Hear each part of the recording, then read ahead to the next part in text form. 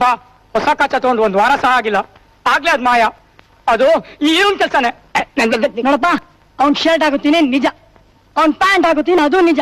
ಆದ್ರೆ ಅವ್ನ್ ಕಾಚ ಆಕ್ರೋಶ್ ಮುಟ್ಟಾಳ ನಾನಲ್ಲ.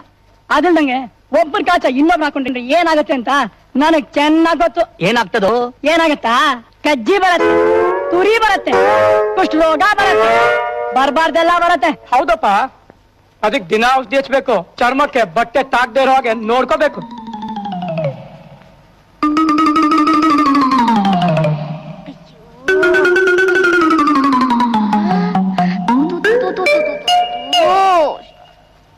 ನೋಡ, ಈ ಕಾಚ ನಿಂದ.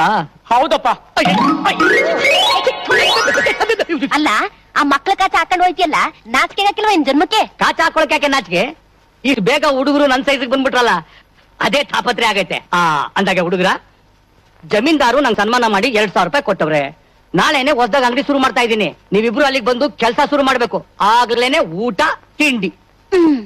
ಅಂಗಡಿನ? ಇವನ್ ಅಂಗಡಿ? ಇನ್ನೇನು, ತಿರುಪತಿ ತಿಮ್ಮಪ್ಪನಿಗೆ ಇಷ್ಟವಾದ ಕುಲಕಸುಬು.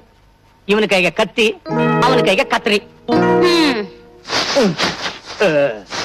ಅಂದಾಗೆ ಹುಡುಗರು ಹೇಳಿದ್ರಲ್ಲ ಏನೋ ಔಷಧಿ, ಒಂದು ಬಾಟಲ್ ತರಿಸ್ ಮಡಗಿರೋ, ನಾನು ಇಲ್ಲೇ ಹೋಗ್ ಬರ್ತೀನಿ. ಅಪ್ಪ, ಹುಡುಗರು ಹೇಳ್ದಂಗೆ ಆಗ್ಬಿಟ್ಟೈತೆ. ಇನ್ನೇನು, ತಿರುಪತಿ ತಿಮ್ಮಪ್ಪನಿಗೆ ಇಷ್ಟವಾದ ಕುಲಕಸುಬು. ನಾಳೆನೆ ಹೊಸ ಅಂಗಡಿ ಶುರು ಮಾಡ್ತಾ ಇದ್ದೀನಿ. ಇಬ್ರು ಬಂದು ಅಲ್ಲಿ ಕೆಲಸ ಮಾಡ್ಬೇಕು. ಆಗ್ಲೇನೆ ಊಟ ತಿಂಡಿ.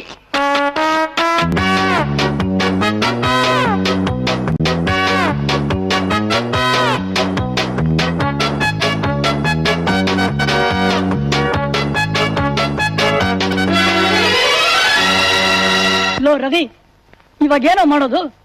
ನಿನ್ ಕೈಲಿ ಕತ್ತಿ, ನನ್ ಕೈಲಿ ಕತ್ರಿ. ಯೋಚನೆ ಮಾಡ್ಬೇಡ ಬ್ರದರ್. ಅಪ್ಪ ನಾನು ಬೆಳಗ್ಗೆ ತಾನೇ ಅಂಗಡಿ ಓಪನ್ ಮಾಡೋದು. ಓಪನ್ ಮಾಡ್ಸಿದ ತಕ್ಷಣ ಪರ್ಮನೆಂಟ್ ಆಗಿ ಕ್ಲೋಸ್ ಮಾಡ್ಸಿದ್ರೆ ಆಯ್ತು.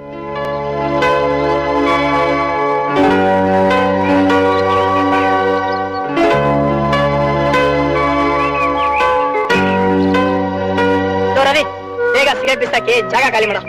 ಯಾಕೋ? ನಾನು ದಮ್ ಹೊಡಿಬೇಕು. ಅದಕ್ಕೆ ನಾನೇ ಹೋಗ್ಬೇಕು. ಯಾಕ?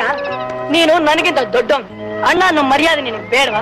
ಅಣ್ಣನ ಎದುರಿಗೆ ತಮ್ಮ ಸಿಗರೇಟ್ ಇರಿದ್ರೆ ನೋಡ್ದವ್ರು ಏನಂತಾರೆ ಗೊತ್ತಾ? ಅಣ್ಣನೇ ಈ ತಮ್ಮನ ಕೆಡಿಸ್ದ ಅಂತ. ಆ ಹೆಸರು ನಿನಗೆ ಬೇಕಾ?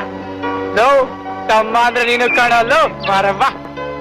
ಅಣ್ಣ ಅಣ್ಣ ದಮ್ಮು ದಮ್ಮು. ತಗೋ ಮಜಾ ಮಾಡು. ಅಣ್ಣ ಅಂದ್ರೆ ನೀನು.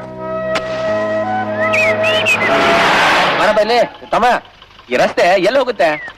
ಎಲ್ಲೂ ಹೋಗಲ್ಲ, ಇಲ್ಲೇ ಇರುತ್ತೆ. ತೋಟದ ಇದೆಯಾ? ತಲೆ ಎಲ್ಲ ಮಾತಾಡ್ತೀಯಾ? ನಾನ್ ಯಾರು ಗೊತ್ತಾ? ನೀ ಯಾರಾದ್ರೆ ನನಗೇನಯ್ಯ?